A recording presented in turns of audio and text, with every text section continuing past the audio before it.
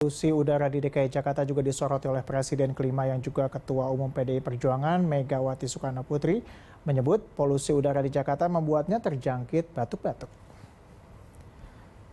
Megawati menyinggung udara DKI Jakarta yang penuh polusi usai berbicara tentang kondisi udara di Wonorejo yang bersih saat menghadiri peresmian patung Bung Karno di Omah Putrop, Yogyakarta.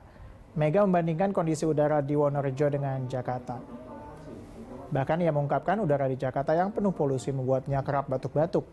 Ia juga mengaku telah berbicara dengan Presiden Joko Widodo untuk membahas udara di ibu kota Nusantara yang sedang dibangun agar kondisi udara di IKN ini tidak seperti di Jakarta yang berpolusi.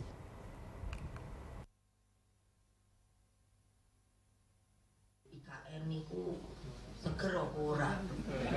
Iya, kalau beliau waktu saya jawab, ibu kok nanya, lah orang itu tanah gambut, aku bilang panas loh, jadi mesti tanami pohon yang banyak. Terus oh ya sudah, gitu. Ya lupa, gambut itu airnya asam, bukan basah, jadi sulit kalau untuk ditanami pohon.